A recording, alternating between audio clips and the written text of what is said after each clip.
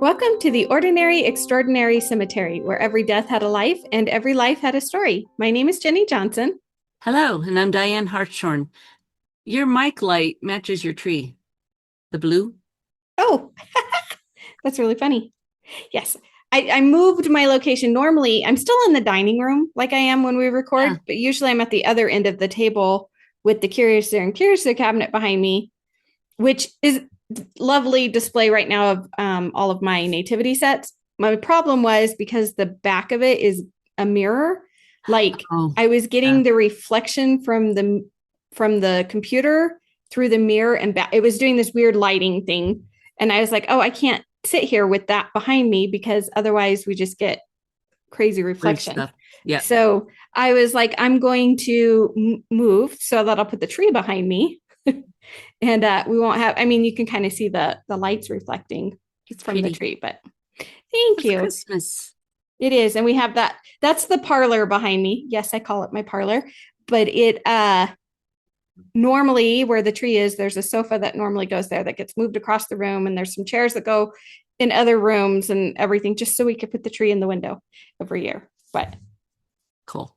that completes the outdoor look too. So, because we put the lights on the house and everything, and then you put the tree in the window, and it's like a complete picture. So, welcome. We're getting ready to celebrate the holidays around here. Yes, I can't believe it's already. Just seemed December. like we just did this like a week ago. I mean, Christmas, planning Christmas and doing the Christmas episodes just like yesterday. It is. I'm excited though about tonight's episode because this is one I've actually wanted to do for a little while. But the last couple of years, we've had guests like Hmm. all December. And so I haven't had a chance to do it. And it just so happens the guest we were going to have, we had to rearrange schedules and everything. So we were guest free again this week. And I was like, I know exactly what topic we're going to cover because I've been wanting to do it. So we'll get to that in a minute. But we had a few little things we wanted to do some shout outs to. So, first, I'd like to give a shout out to Kelsey, who gave us a new review. Thank you, Kelsey. That was so sweet. Yes. And Kelsey actually comes to us. She is one of Ryan Seideman's students, and that's how she found out about the podcast. But in her review, she said, that she was taking an amazing class with Ryan Seideman, which of course we know it's an amazing class because we have him on the podcast all the time. And she said she was hooked from the first episode she had to listen to, and now she's going all the way back to our initial episodes, which fair warning, Kelsey, some of our earliest episodes are a little rough because we didn't know what we were doing at the time, and we've definitely improved over 5 years. But I hope so. We're so glad that you are on board with listening to the podcast, and we're glad that you're joining us now. Yeah, thank you. Thank you, Yes. Kelsey. Thank you for the nice review too. It was very sweet.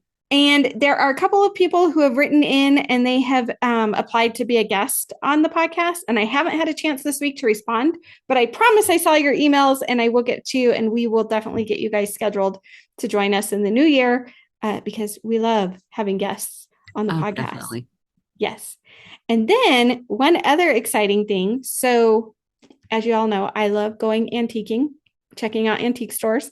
And of course, and actually, this Brass Armadillo, I think, is in a couple of different states. They have locations in other places. But I went to our Brass Armadillo here in Denver not too long ago, and I came across a treasure. Not one, but two Ellen Clapsaddle postcards, which is hard. If for those of you who've been around for a while and have followed all our episodes, we did an episode on Ellen Clapsaddle and her magnificent postcards that she was well known for. And unfortunately, World War I ruined her postcard empire. Yeah. And so her postcards are often really hard to find, like legitimate ones that she signed, that she really created.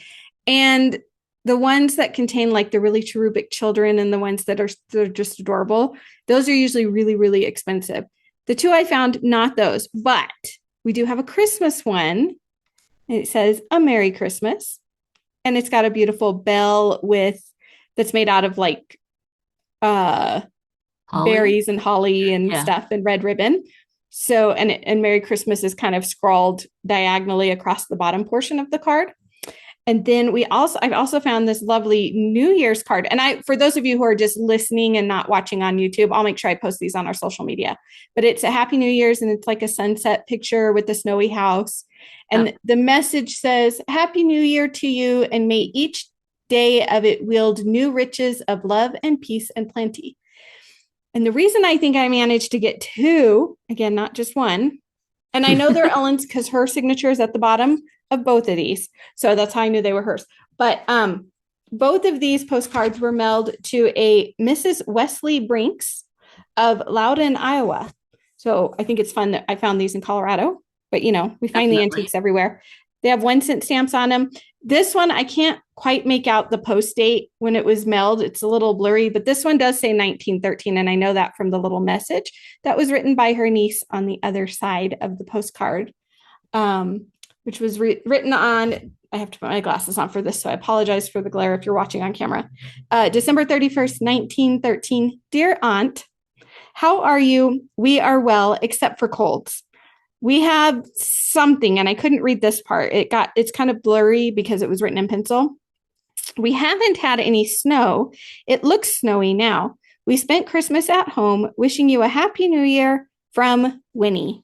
So yeah, I'm super excited to find two Ellen Clapsaddle postcards. Yeah, that is very cool. And one of these will be headed in Diane's direction soon because she gets to share in this fun joy, because we're always ever since we learned about her, we've been on the lookout for her postcards every time. And you found one. I found one just in a box of random postcards I bought. I was flipping through it and I pulled it out of the box and went, you gotta be kidding me. Jennie did the same thing. These are, yeah, it was just in a box of postcards that, how a lot of the antique malls just have them sitting on the tables or whatever. And I always go through them now. And the fact that I found two was so exciting. So yes, they both came home. It's like being a miner, right? And you're out there and you're got your gold pen and you're doing all that and you're flipping and you stop. And okay, you look around. I'm not gonna let anybody know I have this. I'm gonna keep them very close to me until I get up to the cashier. It's just a little treasure. And I know, like I said, these aren't her more expensive, more well-known works. The idea. But knowing her story, knowing how much we shared her story and how you and I were both affected by her story, when I do find things with her name on it, I'm like, oh my gosh, she created this. This was her artwork. Right. So we're also on the hunt now for Mrs. Wesley E. Brinks from Iowa. We want to see if we can learn a little bit more. So hopefully that'll be a future episode. We can learn about the Brinks family and maybe who this niece Winnie was, because that was a lot of fun to read them.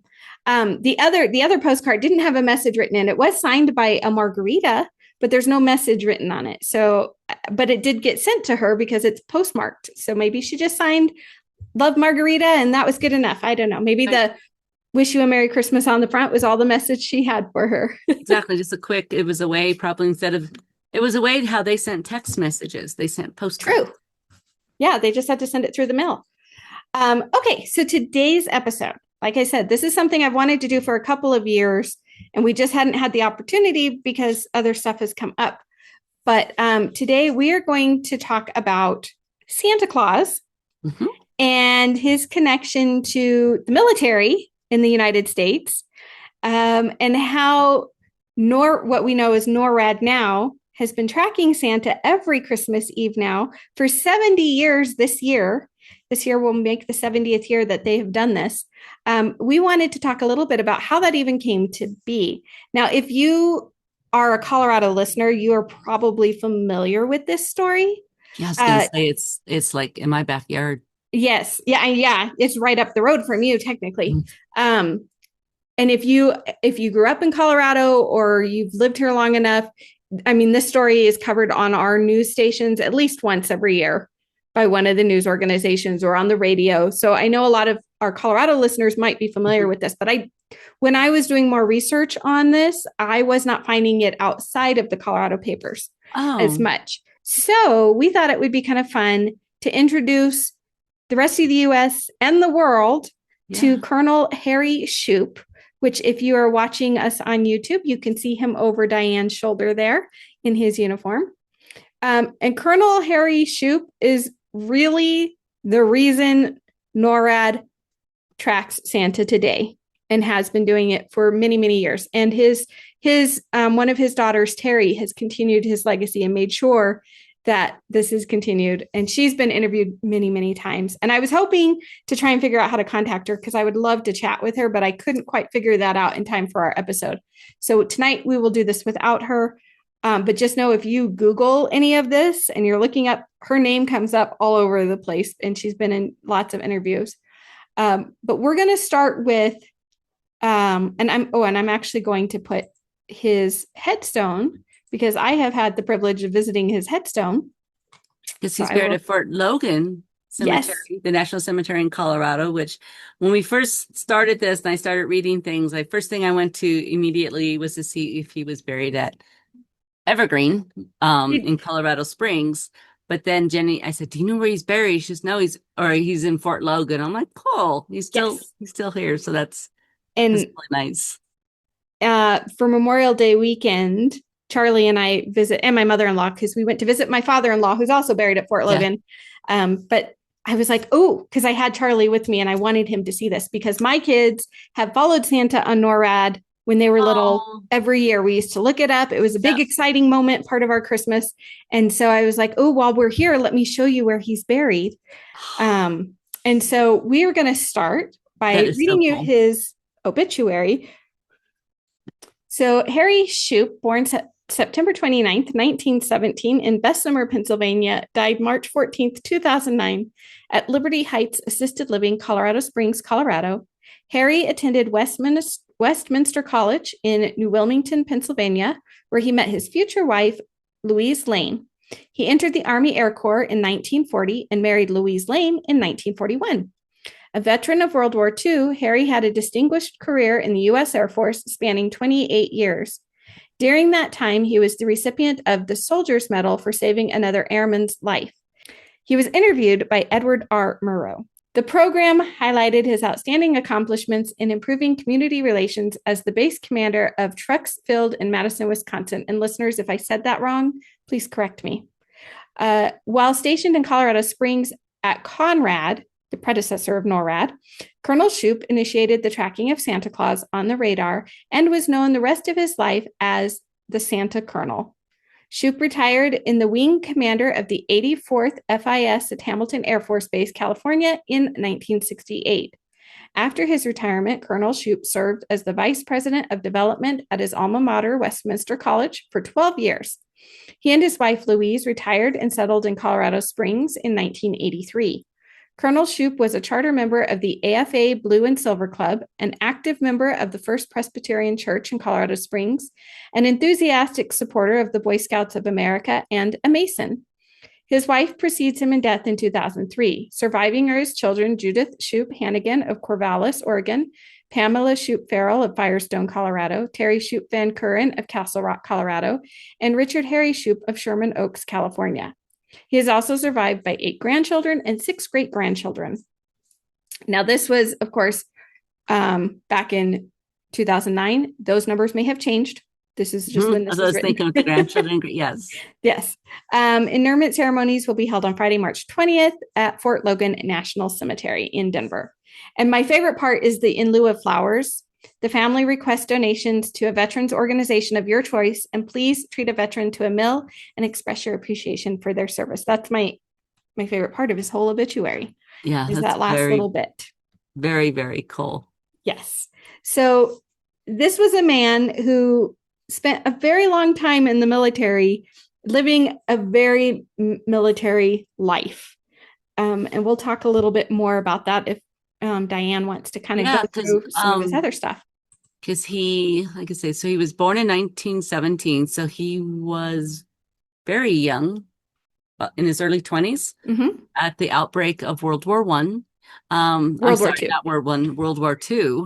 He was born just before the end of World War I. Right, exactly. And so he met his wife in 1941, and the colonel served in World War II, the Korean conflict, as well as Vietnam. So you can imagine and we were talking about this before the podcast started, it was back to back to back. All these conflicts. Yeah. Constantly. Yeah. And because of that, As his obituary said, he did receive the Soldier's Medal for saving the life of another airman, but he also received, and you can see it, it's listed on his headstone as well. He received the Legion of Merit, and he also has an oak leaf cluster. So he was highly decorated. And obviously, to reach the rank of colonel, you don't just do that overnight in the military. So he was doing a lot of stuff for the military, and he was working some pretty high up situations. And by the time our story really starts in 1955, he was taking care of CONAD, which was our operation system. And this was right at the peak of the Cold War. Mm-hmm. So, his job at that time was like keeping an eye on the safety of our country because of all the issues we were having with Russia at the time and everything going on with the Cold War. So he was just doing his job the night all of this went down. It was, because, working in the mountain, the very secure place that actually now, there's so many references to NORAD and TV shows and stuff, but to think this was fairly new. And I think he was working on a Christmas Eve? And what had happened was the Gazette Telegraph, the local Coral Springs newspaper, had published an ad in regards, it was an ad from Sears that it was a phone number where kids could call Santa directly and talk to him. But the number was added incorrectly. So the number went to NORAD. It was incorrect by one digit. By one digit. Yes. And so the story goes that this little girl, called and was asking about Santa. And he thought somebody was playing a joke on him because would have think they would be getting calls at NORAD for Santa Claus. Right. And then when, unfortunately, not very many people had that number to begin with. And then, and so the little girl, cried a little bit, and then he realized it was not a joke, and he got her mom on the phone, and I can't remember how the rest of it went, but that is sort of how it started. Yes. So he actually talked to he calmed her down, and he, on behalf of Santa, he talked to her and found out her Christmas list and all the things that, a good Santa's helper would do. And then, yes, he did talk to mom to find out how in the world this little girl got the phone number into, at the time, CONAD. He was trying to figure this out. And that's when mom explained about the the ad in the Sears advertisement, which if you're on YouTube with us now, you can see a copy of that ad behind me. Has a picture of Santa on it, and it says, "Hey kiddies, call me direct on my number." And it lists the number, which I can't read now, but I think it's ME2-6681 or something.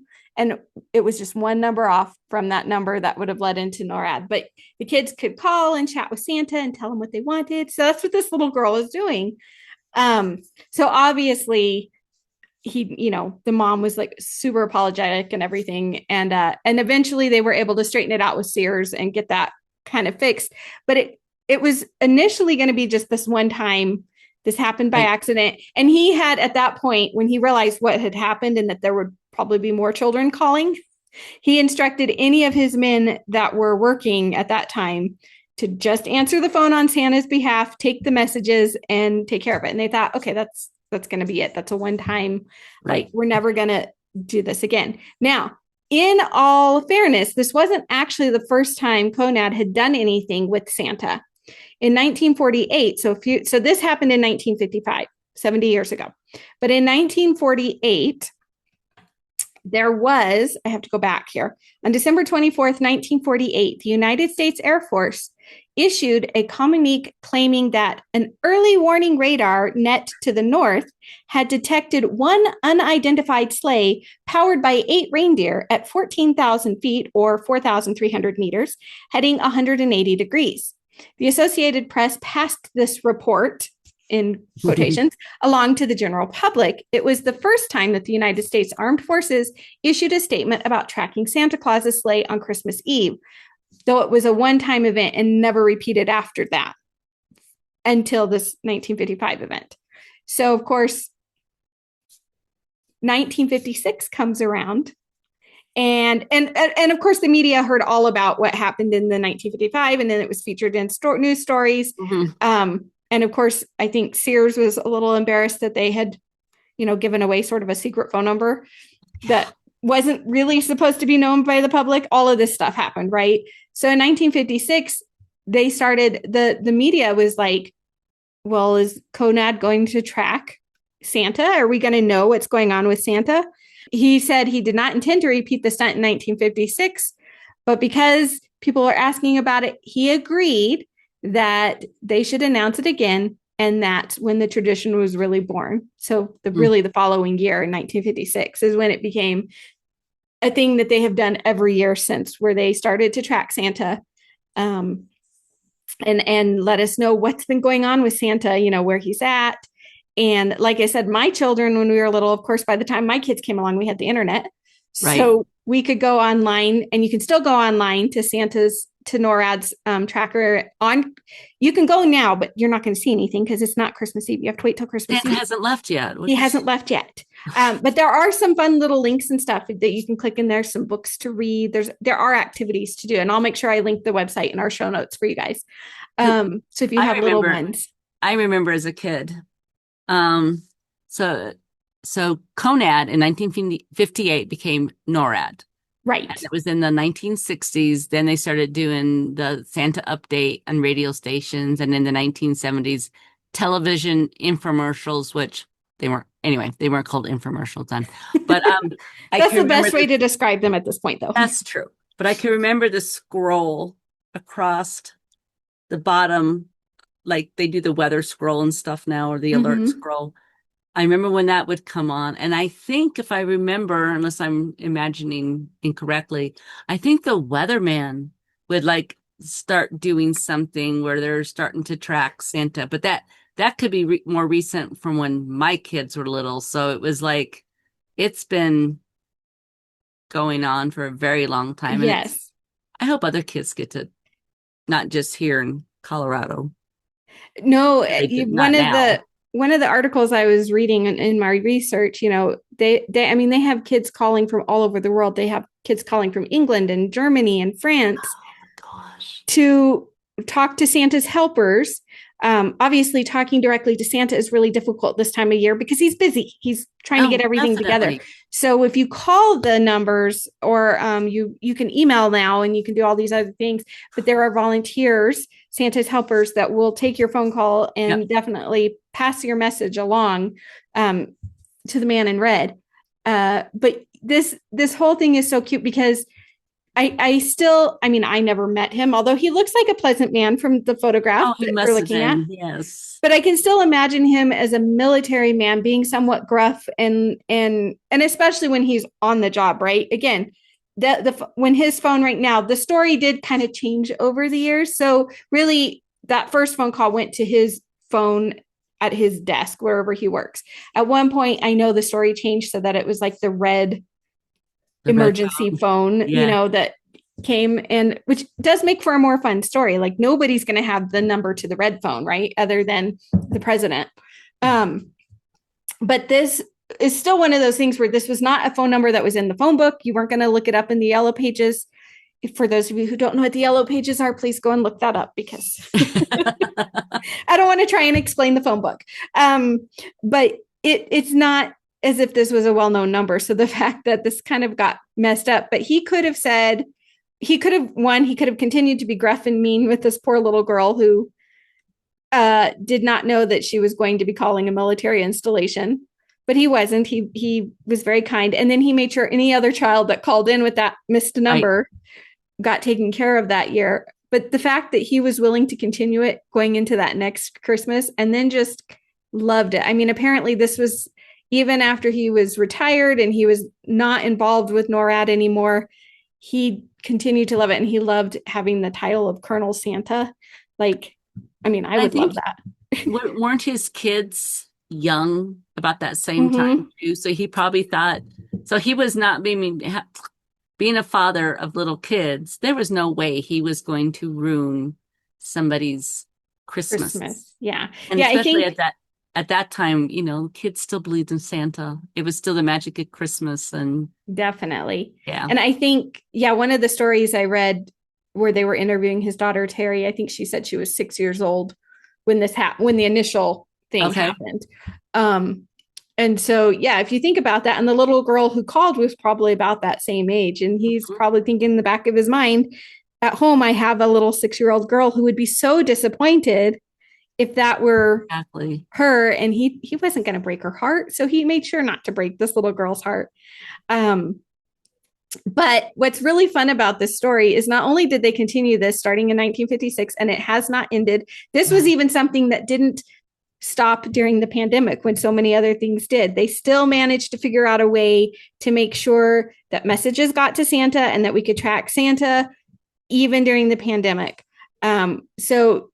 This article from the VA News says, over the decades, the tools and technology used to track Santa have changed. In 1958, when CONAD became the North American Aerospace Defense Command, NORAD, they took over the tracking and escorting Santa on his yearly journey. Because the other part that they do is they make sure that he safely gets over the US and Canada. There was something else there. We keep, our two countries here. In the 1960s, NORAD provided updates on Santa's position to the radio stations. In the 70s, to the television infomercials and explaining it. In the 90s, he got its own website, which still exists, and gets millions of visits each year. And today, they allow users to track Santa through emails, smart devices, and social media accounts. Each Christmas Eve, NORAD's effort to monitor and protect Santa is staffed by volunteers who answer over 100,000 phone calls. I can't even imagine. On average of more than one incoming call for every second of the day from curious children worldwide. Yeah, one of the interviews I read, one of the volunteers said, you can barely put the phone down before it rings again. It's one of those situations where it's like you instantly ringing before you have to answer the next child who's calling in to check on Santa and give their wishes. So, but still, it's like you get to talk to these little kids. It's not like phone calls for work and stuff. It's like, I know. Or sometimes you're like, oh my goodness, quit calling. Now it's like, oh, who do I get to talk to next? And that would be so much fun. Because I have a friend whose husband retired from NORAD, and they would go and volunteer as little elves to help Santa with his phone calls and stuff. So I always thought that would be so much fun.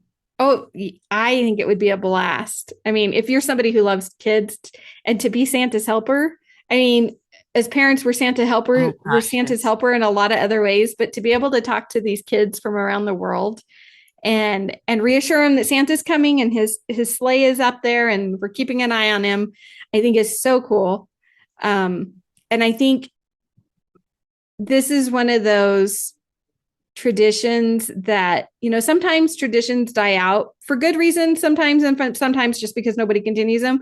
But I'm so glad this is one that even the military has seen fit to say, no, we need to continue this. We need to bring this little bit of joy to our children. Yeah. And maybe this is coming from somebody who grew up in a military family. For me, we moved every 3 years when I was growing up. And so, and I know depending on which branch your parents are in, it can sometimes be a little more often than that. And so for kids, for those of us who have to go along because we're the kids and we don't have a choice, we're constantly making new friends. We're constantly learning our way around some new town or city or whatever, wherever we're stationed. And in some, depending on the branch of the military you're in, you may be learning a whole new country. And I think this is such a nice little constant that even the military kids can have, because the military it's something that they can do even for those kids, the kids of the families of the men and women that serve in the military. And I think it's such a beautiful little thing. And it would have been so easy for this to have stopped. So easy. Oh yeah. There's a lot that goes into this. So I think it's very commendable to each and every person who keeps this going.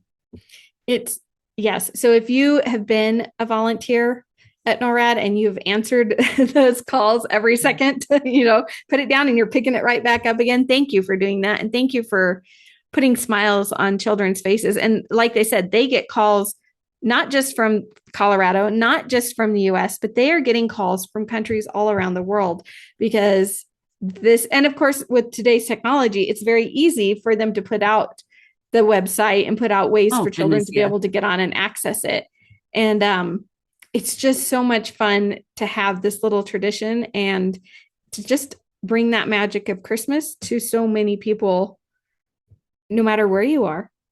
And that's It's, it. It's keeping that magic of Christmas alive. yes. And that's, I mean, that's the important part with Santa Claus. He, because of the way Christmas is transformed over centuries, you know, at some point, really probably in the Victorian era, when we started to recognize that children should be children, maybe, and not just little adults like they were prior to that, like we started to really make Christmas a holiday for the kids. Right. And I think most of us have memories, have at least one or two Christmases or more growing up where, you know, there was that moment of magic and you were all excited for the presents and to see Santa at the mall or the department store, depending on how far back we're going before malls, or wherever. And one of my favorite pictures is of one of my daughters. I think she was 3. We took her to a Santa breakfast and she was at that right age where she's just, her face is glowing and she's looking up at him and talking to him and telling whatever it was she was saying. And it's one of my all-time favorite pictures because that's when the magic was so real. Yes. And she knew it was so real. And I think as parents, we do a lot to try and keep that magic available for our kids, and as grandparents for our grandkids, you know, we do it for all of them. And the fact that our military still does it too is fabulous. Like, well, when they started it, it was probably just the United States. No, when they started it, it probably was just Colorado Springs. Right. Because I think the little girl that called in, actually, I don't know if any of the articles said where she was calling in from. Because I mean, that ad would have run nationwide. So she could have been, but it would have been just a US thing. Definitely just a US thing. And I can imagine, I wonder what Colonel Shoup would think now, knowing, because he died in the early 2000s, the technology that has transpired within the last 25 years is mind-blowing for us. To think that they're now getting calls from around the world. I think that's incredible when you think about it. Yeah. So in 2020, NORAD announced they would continue the Santa tracker despite the COVID, like we said. They would operate with a limited number of volunteers answering calls, and some people who tried to reach Santa would receive an automated message because we couldn't. Mostly when they do this, the volunteers, a lot of them were working in like one room together. So they're in close quarters, which obviously during the pandemic, we were trying to not put people right next to each other. And the 3D depiction of him that year on the tracker showed him wearing his mask while he was in his sleigh. So yeah, and we've also had volunteers from Canada and the Canadian military. They have helped with this every year, which makes sense. We're neighbors. So, you know, of course we can watch him go across the border and make sure he's getting across the border safely and everything. And I just think it's such a beautiful little story. And I have been excited to do this. And when I've been to Fort Logan many, many times before I finally had a chance to go figure out where he was actually buried.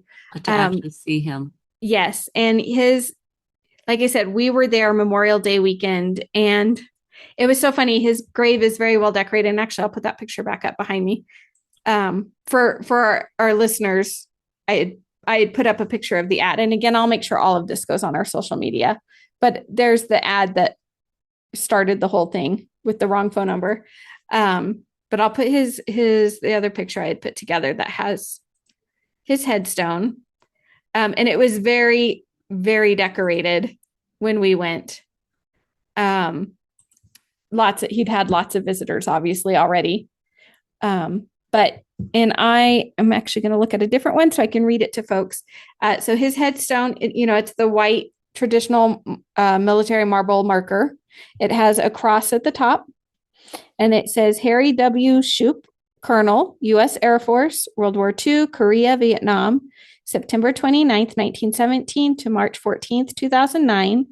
And then it says LOM and OLC, which are the two other medals he received or recognitions he received in addition to his soldier's medal, fighter pilot, and at the very bottom, Santa Colonel. And there is nobody else in the US or anywhere that has that particular distinction on their headstone, which I absolutely love. That is very cool. I'm assuming so. Wreath laying will be happening this coming weekend because it is time for Wreaths Across America. Wreaths Across America. I'm assuming he gets one every year. I don't know. I unfortunately every year that this comes up, I have not been available on those Saturdays to participate in it. So while we always encourage people to do it, I do purchase the wreaths and we donate wreaths as a podcast. I just can't ever get out there. One of these years I'll participate in one of the ceremonies. But I hope the most important part is that you are buying the wreaths. Oh, yes. And that's the part that's important. And we totally support it. If you happen to live near either a national cemetery, though, or even your local cemetery, look and see. Most of them are doing their wreath laying ceremonies. It'll be this Saturday. They generally do the ceremony part in the mornings. And then they have volunteers laying the wreaths. Mostly you've had to already sign up to do that. So if you haven't volunteered, you might be too late this year, although you can call them this week, I'm sure. And if nothing else, they do a cleanup in the middle of January where they pick up all the wreaths. Right. And more times than not, there's a lot more volunteers to lay the wreaths than there is to pick them up. So that is still a wonderful opportunity to come out. Maybe that's what I should try and do next year. Yeah. Or this. The location coordinators do. It is a lot of work to work with the Wreaths Across America, where they're coming in from Maine, and trying the logistics with the trucking companies and everything else. It is quite an intense project to organize and to make sure everything and everybody stays happy. So if you can get up and help, if you can't, if it's too late to help now, please go out and help when it's time for the cleanup. Because like I said, usually nobody shows up for the cleanup. Yeah, because people want to put the wreaths on. But yes, and I don't know if the cleanup happens the same weekend. Like the wreath ceremonies, that's all on December 13th this year. That's, it's that across the country. So even if you didn't purchase a wreath, or even if you didn't get a chance to sign up, if you have time on Saturday, find out when the cemeteries near you are doing the ceremonies. And usually they're open to the public, so you can at least attend the ceremony that they'll do. And all of the national cemeteries do have a ceremony. And it's, they involve the military and there's everything. And it's a really good ceremony. And it's just a great way to honor all our veterans who have passed away. And yeah, if you can get a chance in January to go help collect all of the wreaths, because that has to happen, that would be great, especially at the small, cemeteries like Fort Logan, they have a large staff that can do a lot of things. But cemeteries like Evergreen, you guys have a much smaller staff. And you guys are great. I mean, Evergreen's well cared for, but again, manpower, when you have a project this big, and you guys, I mean, on average, do you know how many wreaths you guys get every year? We have coming this year 1,600 wreaths. So that's a lot more than like 5 or 6 guys can do. Wreaths. Easily. Oh yeah, they don't. Yeah, that's all laid out by the volunteers. Yeah. You would have, and it's a great way to meet other friends who like to be at the cemetery, or and people who. I do know that on occasion, some of the volunteers, even the ones that go back, are veterans themselves or whatever. So it's a great time to like chat with these guys or women and find out their stories, while they're still here to tell us their stories. Colonel Shoup, obviously, he's been gone for many years, and we are telling his story because of the legacy he created with NORAD. Also, just in the fact that he had an amazing military career, though, when you think about it, like even before the whole Colonel Santa thing. I know that Santa Colonel. I know that's what he wants to be remembered as, though. I guess he, in his later years, he was Still, just yeah. thrilled. If somebody asked him the story, he was thrilled to tell the story, and um, just made children happy. And I think it'd be so cool if you were one of his grandkids and you could be like, "Yep, that was my grandpa. He's the Santa Colonel." My So grandpa's a colonel, Santa Colonel. Yeah. yes. So hopefully, folks, you enjoyed this episode. Like I said, I've been wanting to talk about him for a while. I know in Colorado we're pretty familiar with the story, but when I really started looking at some of his information, I wasn't seeing it in featured necessarily outside of our state. And so hopefully everybody knows a little bit more now about why NORAD likes to help Santa get safely across the country and across Canada, and makes Canada make sure he gets to wherever else he has to go. So Well, and then if you are familiar, if you're outside of Colorado and you are familiar with the story, let us know. Let us know in the comments. So yes. where you're from and where you're hearing the Santa, how you're connecting to Santa. There we go. Yeah, there you go. And so again, I will link it in our show notes, but if you've never done this and you have children or grandchildren, nieces, nephews, or you're just curious for yourself, it's noradsanta.org is where you would go to track Santa. The actual tracking obviously doesn't begin until Christmas Eve. But they do have a Santa tracker countdown. So currently, I'm looking at it right now. We have 14 days, 5 hours, 51 minutes, and 49 seconds till they start tracking 14 days. Santa Claus. But they do have some other little games you can play, some little movies you can watch. You can listen to Santa's favorite holiday songs, it says. You can learn more about Santa, his sleigh, and other holiday traditions. You can also learn about NORAD and their mission. That's cool. That's really cool. Yeah, and there's a new game every day in their little Santa arcade. So lots of fun things to do. I know with at least here in America, and I'm sure even across Europe and stuff, Christmas break is coming up soon. So if you're looking for something, especially if you maybe have off weather and can't send the kids outside, this might be a fun way to entertain them for an hour or so. Yeah, it'd be something different than just playing video games. They could track Santa. And I think that would be a lot of fun. And I think it's one they can do together. So if you have more than one child, they can all sit there. Like I said, I remember my kids when they were little, we would always look on the thing and track them across the internet when we could do that. So now they're all grown up and, too cool for that kind of thing. But I'll sit with you and track Santa. We'll track Santa on NORAD. We'll track Santa. And if anybody else hears this or wants to include something we forgot, let us know. Yeah, like Diane said, leave it in the comments. You can leave it in the comments on either of our social media pages or on YouTube. Yep. Yeah. We'd love to hear from where you're tracking Santa. Yes, let us know. Thank you for joining us today. To learn more about today's episode, visit our website, theordinaryextraordinarycemetery.com, where you'll find additional links in our show notes. If you're watching on YouTube, please like and subscribe to our channel. And if you enjoyed this or any of our episodes, consider leaving a 5-star review on Apple Podcasts, Spotify, or YouTube. Your support helps others find our show and discover all of our ordinary, extraordinary stories.